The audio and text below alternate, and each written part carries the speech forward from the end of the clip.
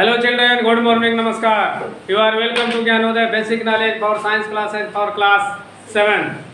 I am present for part 48 in the lesson up to रेसों से वस्त्र तक. तो आइए क्लास 7 के लेसन 2 में हमें पढ़ना है. सबसे पहले रेसे के विषय में पढ़ना है. रेसा, व्हाट इज रेसा? रेसा कैसा होता है? किस चिड़ै का नाम रेसा है? जो पातर पातर संरचनाएं होती है धागे जैसी, उसी को रेसा कहते हैं. फिर लिख रहा है मैंने पतली पतली संरचनाएं धागे जैसी जिस पेड़ पौधे से निकलती है उसको हम क्या कहते हैं? रेसा. तो सबसे पहला है कि पादप रेसे क्या है? पादप माने पौधा. पौधों से प्राप्त रेसे को पादप रेसे कहते हैं. ठीक है.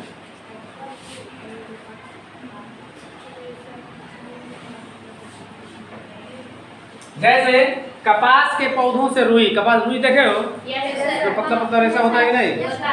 और सनई के पौधों से जूट, सनई के पौधों से जूट वैसा रस्सी बनता है, जानते हो?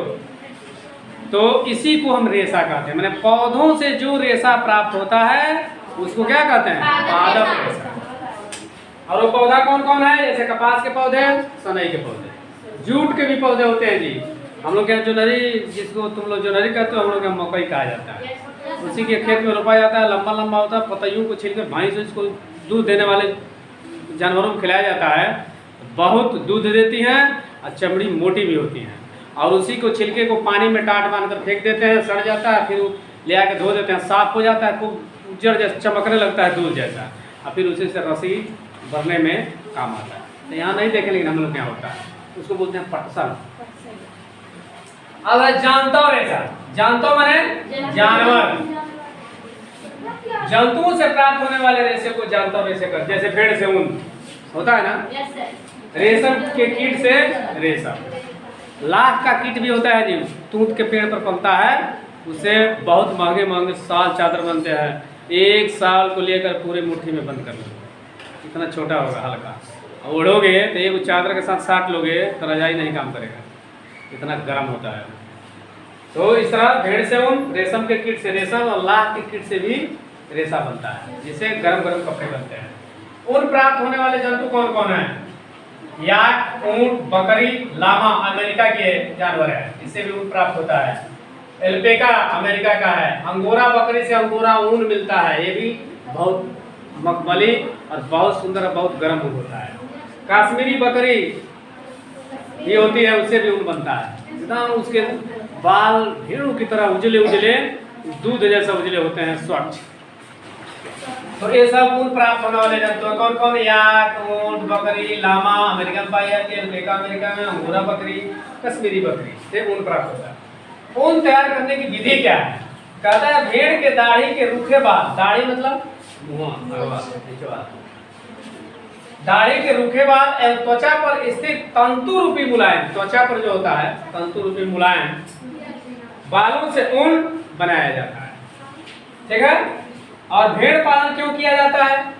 भेड़ों का पालन ऊन उत्पादन के लिए किया जाता है. अच्छी नस्ल के भेड़ों को जन्म देने के लिए अच्छी नस्लें, जैसे बाखरवाल भेड़ की नस्ल है, लोही, नाली, मारवाड़ी भेड़ें पाली जाती है. ये अच्छी नस्लों की भेड़ें हैं, जिससे बहुत सुंदर सुंदर और मुलायम ऊन प्राप्त होता है.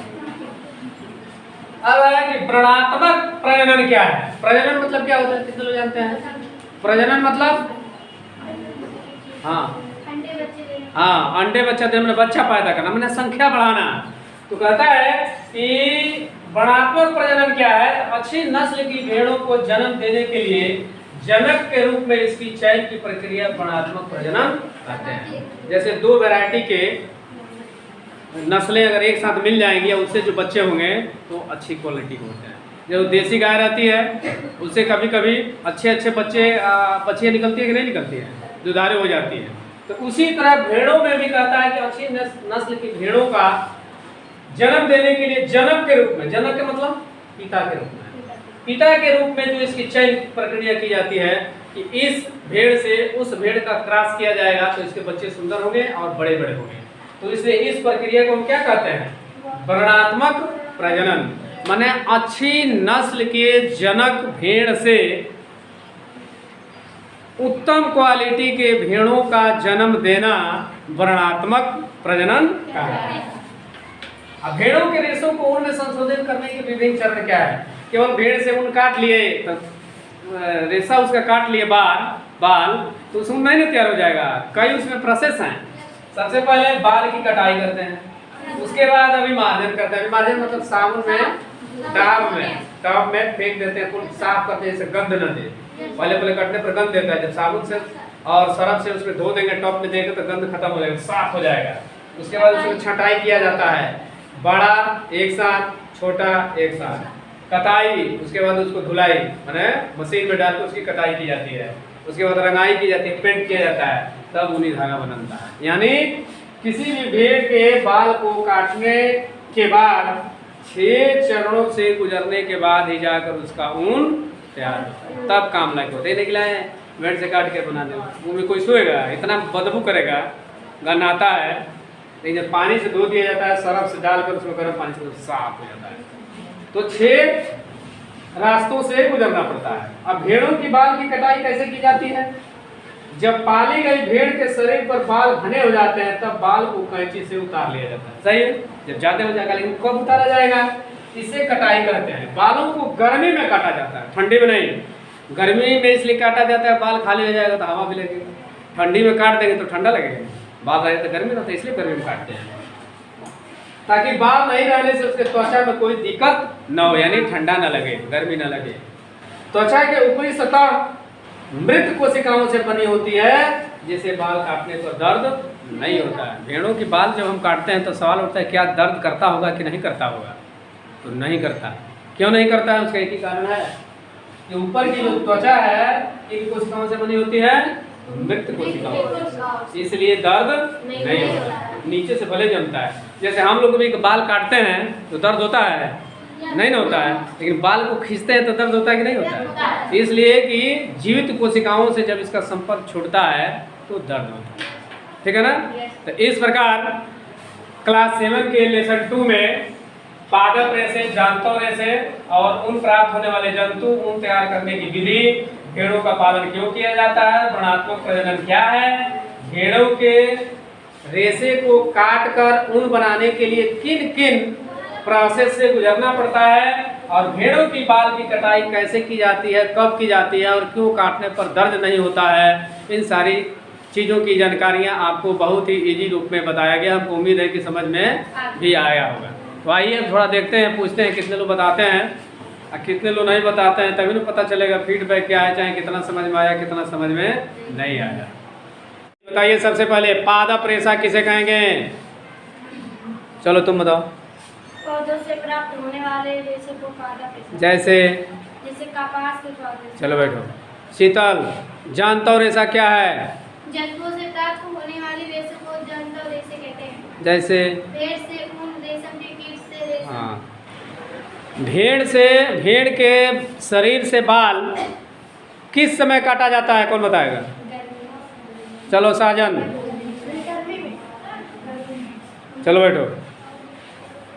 जाड़े में क्यों नहीं काटा जाता है, कौन बताएगा? तुम बताओ। तुम हाँ, खड़ा हो। जाड़े में क्यों नहीं काटा जाता? तुम बोलो, तुम सनी। हाँ तो जोर से बोलो, ठंडी नहीं लगेगा। भेड़ों से बाल काटने पर शरीर में दर्द क्यों नहीं होता?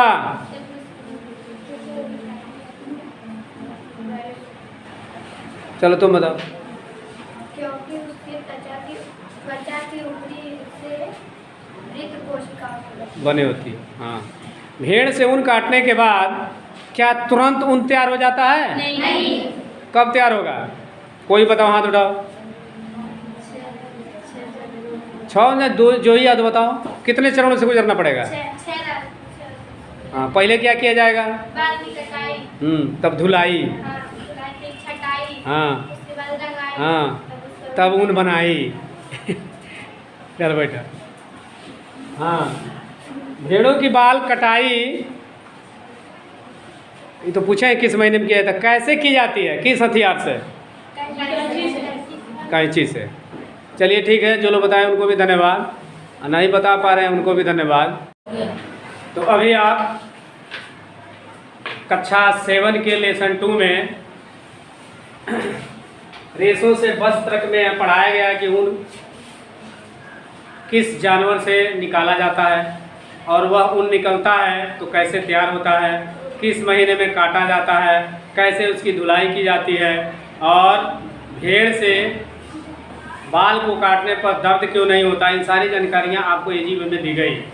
तो अब आइए, हमको उम्मीद है कि समझ में आ गया होगा। यदि समझ में आता है, अच्छा लगता है तो मेरे चैनल, आपके चैनल, यूट्यूब चैनल को सब्सक्राइब करेंगे, वीडियो को लाइक करेंगे और अपने मोबाइल से दूसरे पर शेयर करेंगे ताकि और लोग भी इस वीडियो का घर बैठे इस विज्ञान के लेसन 2 के क्लास का आनंद ले सके।